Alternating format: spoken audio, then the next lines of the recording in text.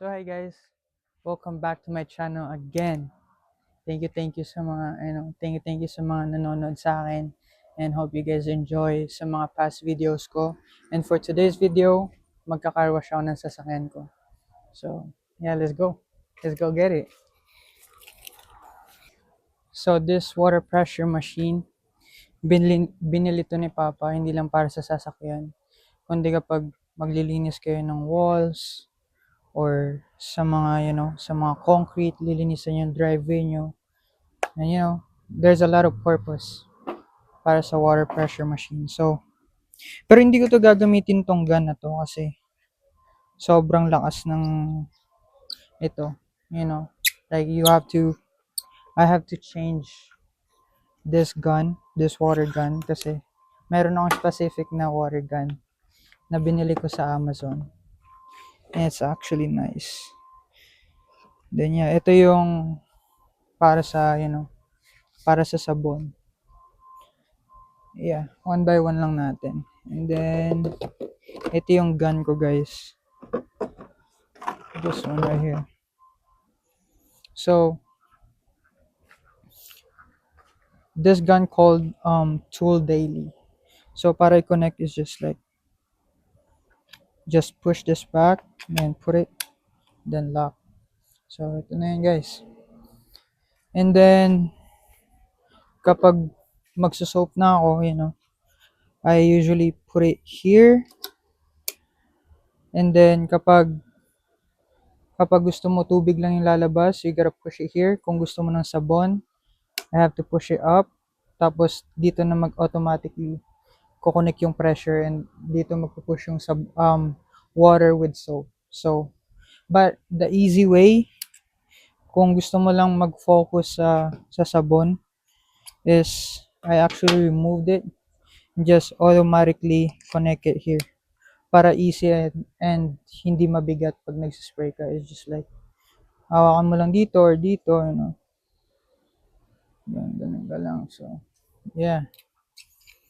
So, yeah, ito yon. And then, lagyan lang natin ng sabon itong natin.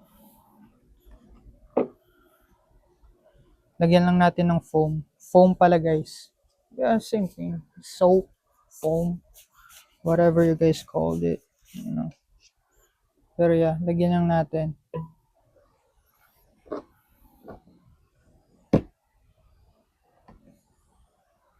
Guys, baka nag-iisip kayo, baka may sports car ako or anything. Wala naman guys. It's just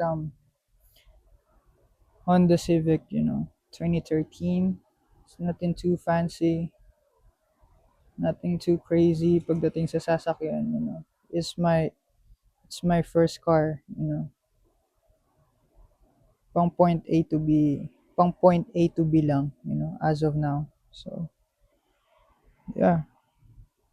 Ubusin ko na to guys para bibili na lang ako ng bago. Tara. What else do I need? So, na-refillan ko na yung foam natin. Foam is good. Water gun is good. Tapos, kailangan ko pa pala ng extension. I need extension. We need extension. What else? What else do we need?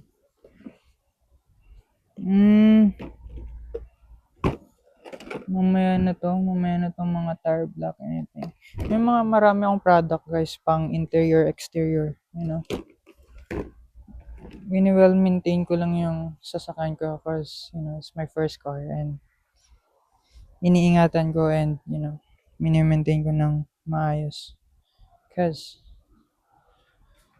kapag mini-maintain mo yung isang bagay and pinanghahawakan mo ng maayos, tatagal and makaka-save ka. So, yeah. So, yeah, I think we are ready to go. This one I need.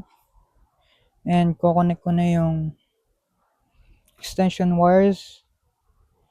i-connect ko na din yung hose doon sa labas. So yeah, let's go. Puntan tayo sa labas.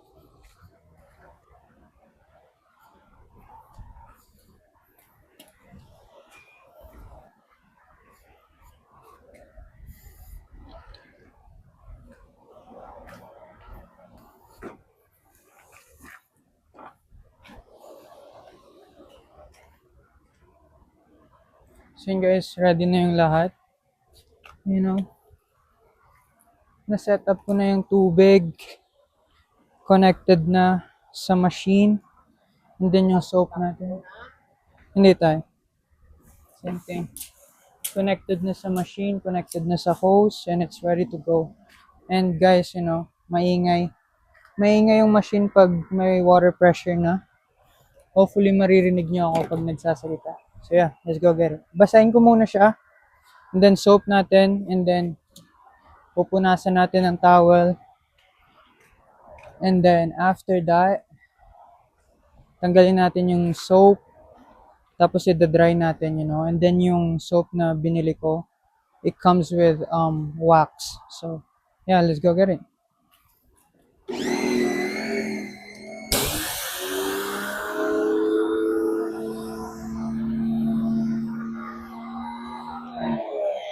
Shoutout pala kay tatay. Tatay is here to watch me.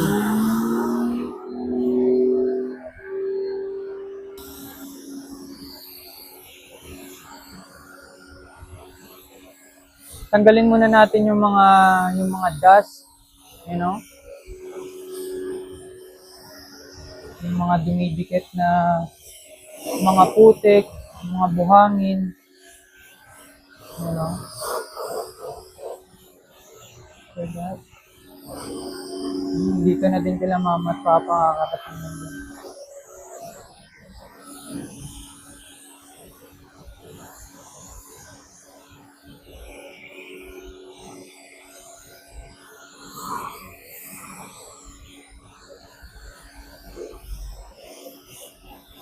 So yung pattern ko guys, simula muna sa taas and then pababa para diretso, you know, mahulog yung dust.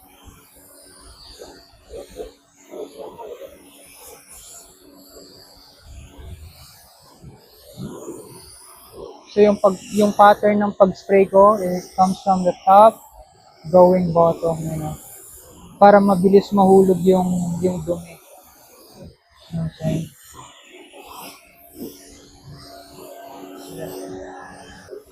Kaya guys, nag-i-enjoy ako pag pina-car wash ko yung sasakyan ko. You know, parang merong satisfaction sa, you know, sa sarili ko na, oo, nililinisan ko yung sasakyan ko. It's fun.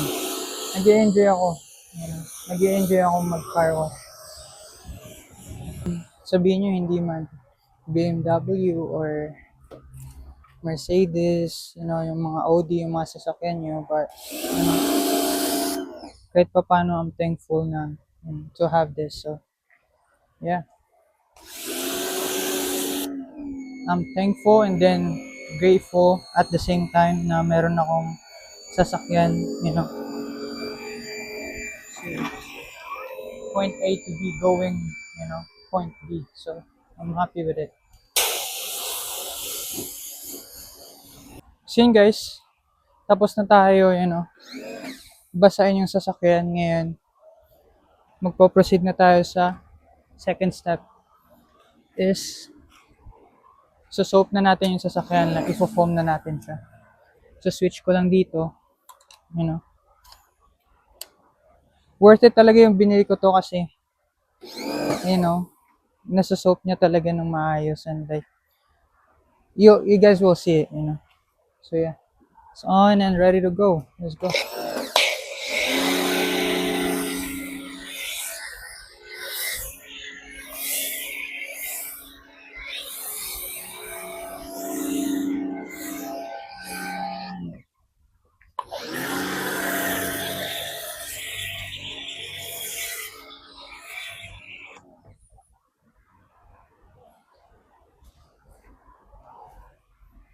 Off ko lang konti para masabunan yung likod.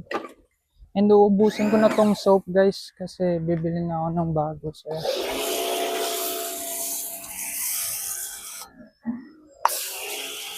sabunan natin lahat, pati yung tire.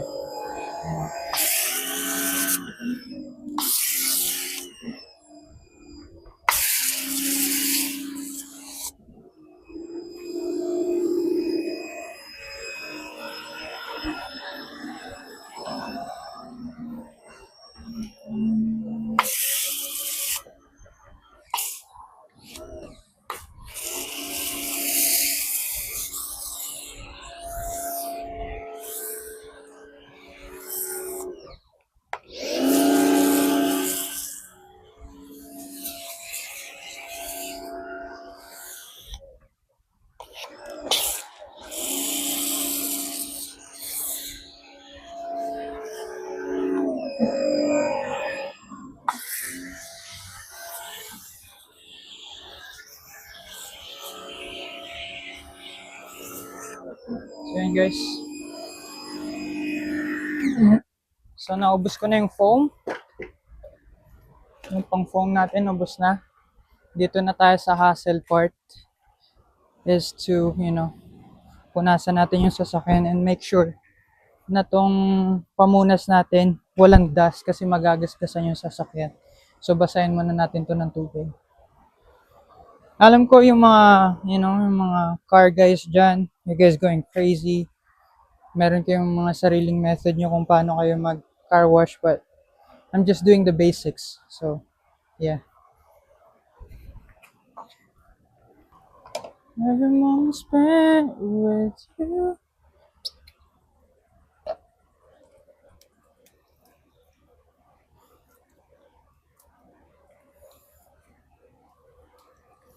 Guys, basahin lang natin.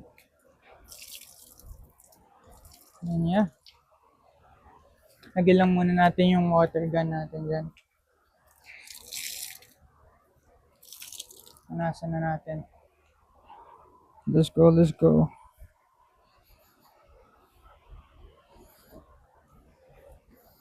So, nag-research ako, nanood din ako ng YouTube kung paano magpunas ng sasakyan, kung paano maglinis ng sasakyan.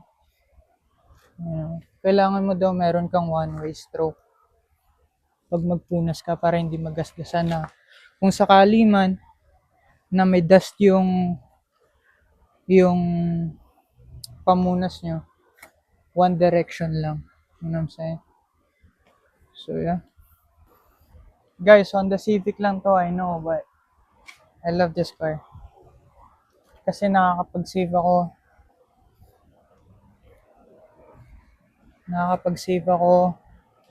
nakakatulong sa kasi low maintenance lang siya. Hindi masyadong magastos pagdating sa oil change, and hindi masyadong magastos pagdating sa gas, lalo na ang mahal ng gas ngayon, And then, pinalitan ko din yung mga ibang pyesa nito, which is not that really expensive. Cheaper lang yung mga pyesa niya. So, yeah. I'm happy with it, na first car ko, hindi masyadong mabigat, And then, I know guys na Filipinos, mga Filipino, you're a typical Filipino guy kasi Honda Civic yung sasakyan mo. Ganun din ako dati guys, but nung nagkaroon na ako ng Honda Civic, I understand why, Filipinos like Honda Civic kasi low maintenance, and then madali lang pagandahin, madali lang palitan yung mga pyesa, hindi masyadong mahal, hindi masyadong mabigat sa bulsa yung maintenance niya. So, I'm happy with it, and si Papa ko talaga nag-push ng sasakyan na to, na Honda Civic na lang yung first car mo. Nakita namin to sa Facebook Market, tapos nasa great condition siya, kailangan lang palitan ng mga pyesa, and then napalitan namin, so Now he's in a great shape, you know.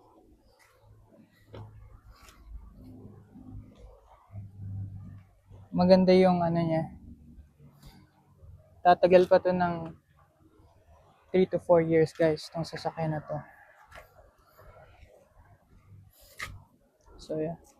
So nagtatanong kayo anong sasakyan to? It's Honda Civic 2013 and it's automatic. I know, guys. Sa mga car guys dyan, hindi ako marunong mag-manual, you know. But yeah, kung tatanungin nyo ako, should I learn manual? I mean, why not? You know, open naman ako sa mga opportunities na ganyan, you know. I like to learn. But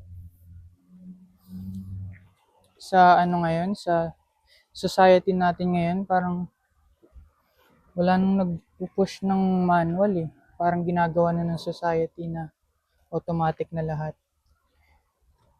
You know what I'm saying? And then, titignan nyo yung cars ngayon sa modern na panahon. Pinupush na nila yung mga electric cars. So, yeah. Pa imagine daw, meron bang electric cars na manual? Hindi ko pa alam 'yan. Kung alam niyo guys, please comment down below, you know, kung merong electric na manual. So, yeah. O kaya re-research ko after nito. I'm wondering, you know, I'm thinking kung wala pa akong narinig o wala pa akong nakitang electric na manual. So, I'm gonna search it after this for sure. Thankful to have this car. I'm grateful to have this car. And I'm happy to have this car. So yun guys, you know, madilim na sa labas. I think it's 7:30 or 8. Around that. So tapos na tayo sa body. Ngayon sa rims naman tayo. You know. After natin mapunasan yung rims, tanggalin na natin yung soap sa katawan niya, and then proceed na tayo i-dry up siya. So yeah. Pretty simple lang naman. Pretty simple car wash. Pretty basic car wash. You know. Nothing too fancy. And yeah. It's good.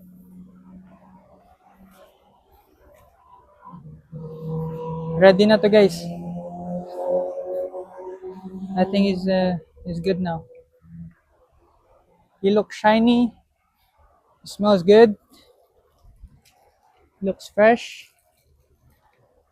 Ready to go. Ito yung fun part. Natatanggalin mo na yung soap sa katawan niya after mo punasan. So yeah. Then tanggalin lang natin yung soap sa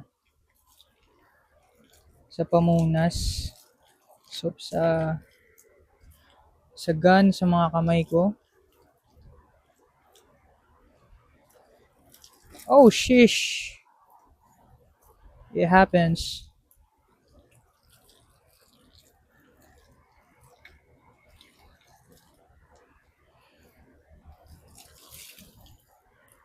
Every moment spent with you is a moment I treasure. Don't wanna close my eyes. Is it on? Oh, it's not on. Yun. Ready na. Balik na natin yung water pressure na yun, no? Parang baril eh, no? It's crazy. Let's go. This is the fun part.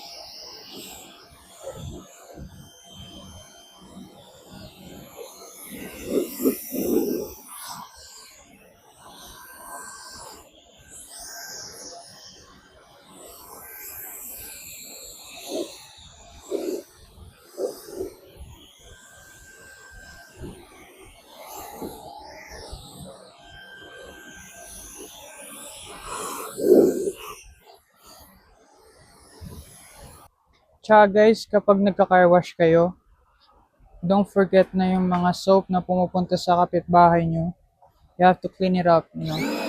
Ayaw mo magalit yung neighbors mo sa mga ginagawa mo ngayon. So, you know, just be mindful kung ano yung mga nangyari sa surroundings mo, and then if you make a mess, you have to clean it up. So, yeah.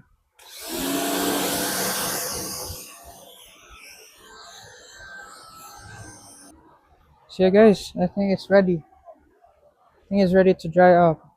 And so, yeah, guys, don't forget, whatever you have, whatever you know, you own, kahit malaki man or maliit man, you always, you know, think that you're grateful and you're thankful kung ano yung meron sa'yo, you know. Because you never know, guys. Yung iba walang meron kung anong meron sa'yo. You know, some people have to work hard in order to have some big stuff or small stuff, and they're thankful for it. So never forget kung anong meron sa'yo. And, you know, malit man, malaking bagay man, always be grateful and thankful, you know. That is very important. Kasi one day, you know, you will have more for sure, as long as, you know, you work hard on it, as long as you're grateful for it, you know. I don't know if you guys believe in God or believe in the universe, pero nakikita kayo, you know, kung anong mga ginagawa niyo. You know what I'm saying? Oh, makikita ka ng universe, makikita ka ng ng Panginoon na, oh, this guy have everything that he needs right now. Tapos hindi pa siya thankful, kunin ko nga to. You know what I'm saying? So you gotta be, you know, thankful every time. And guys, kung ano man yung mga pinagdadaanan nyo ngayon, yung mga struggles mo, ganun talaga yan, guys. That's life. Kailangan natin, you know, maramdaman yung struggle. Kailangan natin ma-experience yung struggle. Kasi kapag walang struggle, what is life? You know what I'm saying? So yeah. Yes, kung ano yung mga pinapakita ko, you know, hopefully you guys don't take it as negative, you know. Hindi ako nagpapasikat, hindi ako nagmamayabang kung ano yung meron sa akin, kung saan ako pumupunta. I'm happy to share with you yung mga experiences ko sa buhay and mga napuntahan ko, and the main reason is nagke-create lang talaga ako ng memories para sa sarili ko, yung mga enjoyable na ginagawa ko sa mundong to. So yeah. And I'm happy for it. And kung napapansin nyo, sa lahat ng video ko, kung tutuunan nyo talaga ng pansin, pag nanood kayo ng video ko guys, is very chill and very positive vibes. You know? Because I'm that. In real life, ganun talaga ako. Of course, hindi naman palagi, palagi na positive lang. May mga moments din na, na hindi mo makontrol. But I always keep it positive at any time.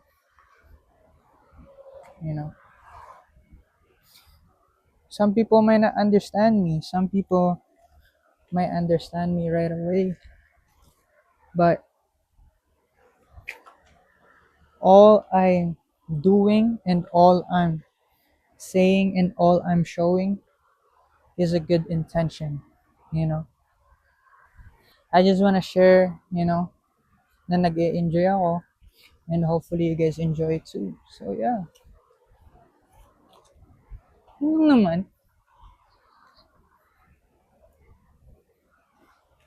And remember, kung anong meron sa inyo, always be grateful, always be thankful. Kasi hindi lahat ng tao merong ganun kung anong meron ka ngayon. And do not compare what they have and what you have.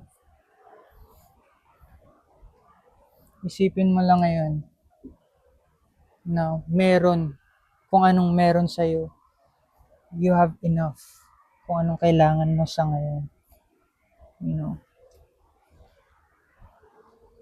And if you think hard, if you push hard, if you manifest and put on a work, kung ano mang bagay gusto mo, kung ano mang gusto mong gawin sa buhay, there's nothing impossible. Naniniwala ako dyan. Guys, pag may struggle na kayo na nadinaanan, sobrang bigat man, kung ano man, always think na may paparating na maganda sa buhay mo. Sinusubukan ka lang ng buhay. Sinusubukan ka lang ng Diyos. Sinusubukan ka lang ng universe. Kung gi-give up ka ba or magpo-push forward ka pa. You know what I'm saying? Hope you guys enjoy. Panoorin ako maglinis kung paano ko linisin yung sasakyan ko. And guys, don't forget kung anong nilalagay nyo sa katawan nyo. Spring water.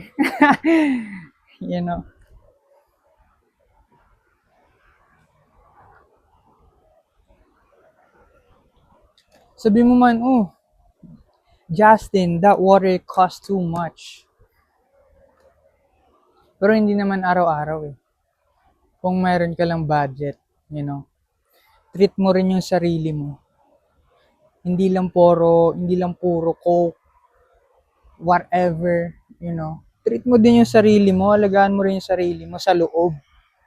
You know what I'm saying? So, kung gusto nyo humaba yung buhay nyo, kung gusto nyo maging healthy kayo for a long time, huwag nyo gawin yung mga hindi dapat gawin. You know what I'm saying? Disiplina lang sa sarili.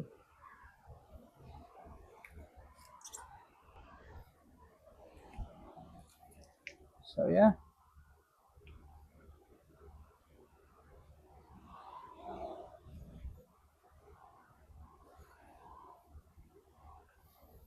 Guys, ba nagdududa na kayo kung ano yung mga sinasabi ko?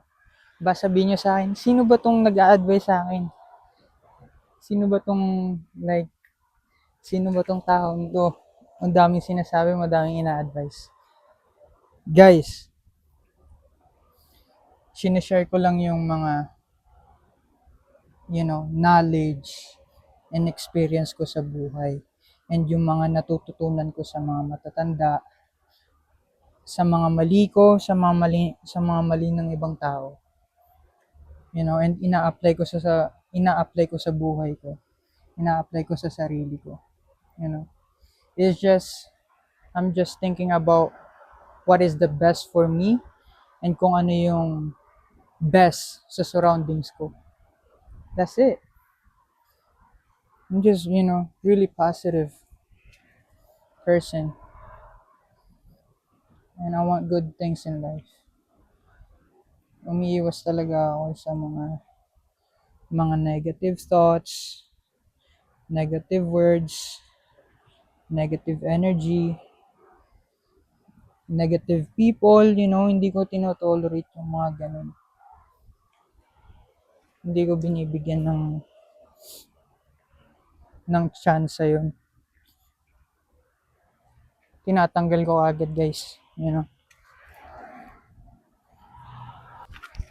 Guys, at the end of the day, I'm just being me. And I'm happy kung sino ako, kung ano man yung kinalalabasan na, throughout the years na nag-mature ako. I'm happy with it. Masaya ako sa mga struggles na nangyari sa buhay ko. Masaya ako sa mga, ups and downs sa buhay ko, I really appreciate it. So, yeah. Naniniwala ba kayo na God will, let you decide? Always two options. Positive one or negative one. Pili lang kayo, guys. Every laban nyo sa buhay. How you gonna take it? Is it on this way or this way? Hindi isipin nyo kung ano yung magiging outcome. That's it. So yeah, it's very simple. Just keep it simple. So yeah, guys. Tapos na tayo sa car wash and sa mga life lessons. Ngayon magdi-disassemble na tayo and dry up na siya. And yeah, let's go. So yun, guys, thank you so much, sa panonood, kung paano ko linisan yung sasakyan ko. And thank you so much sa pakikinig, sa mga kwentuhan natin. Hope you guys enjoy, hope you guys learn something, kahit papano, kahit konti. I'm happy with it and I'm happy to share with you. So, yeah, thank you so much. See you guys on the next video. Yes, sir. And don't forget, drink natural spring water. Kung hindi man Evian, always, look, kung ano yung mga kinokonsume nyo. That's all. Thank you.